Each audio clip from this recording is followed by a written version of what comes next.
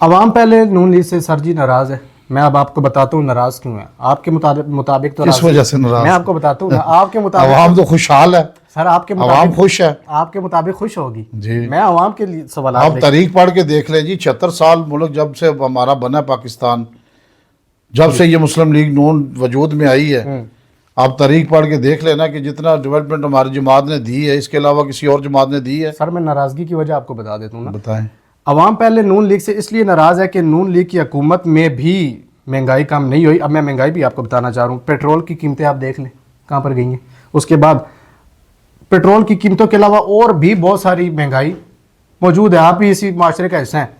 تو اس مہنگائی کے موجودہ ہونے کے باوجود بھی آپ کیا سمجھتے ہیں اگر آپ ایم پی اے MLA کا الیکشن کانٹیسٹ کرتے ہیں, لڑتے ہیں, تو آپ کو ووٹ ملے گا اتنی مہنگائی ہونے کے باوجود؟ کیا کون آپ کو آپ کے ووٹ دے گا کہ یار اتنی مہنگائی ہے اور ہم پھر بھی اسی بندے کو جتائیں کیوں؟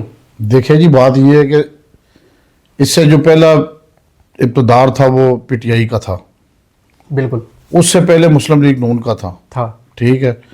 اس دور میں آپ دیکھ لیں کہ مہنگائی کا کیا عالم تھا. پیٹرول کی قیمت کیا تھی, آٹا, دال, چینی, ان چیزوں کی قیمتیں کیا تھی. اور اس کے بعد پھر جب PTI کی حکومت آئی ہے تو انہوں نے کیا. آپ PTI پہ الزام لگا رہے ہیں. الزام نہیں, حقیقت ہے یہ تو. کیسے دیکھ لینا آپ, ریکارڈ دیکھ کے کھول کے دیکھیں کہ آٹے کی قیمت کیا تھی, دال کی قیمت کیا تھی, چینی کی قیمت کیا تھی. آپ نے کاغذ صاف کر لیا. نہیں, ابھی میں آپ کو گن کے کیا چیزیں بتاؤں. پیٹرول کی قیمت کیا تھی, 57-58 روپے لیٹر پیٹرول تھا.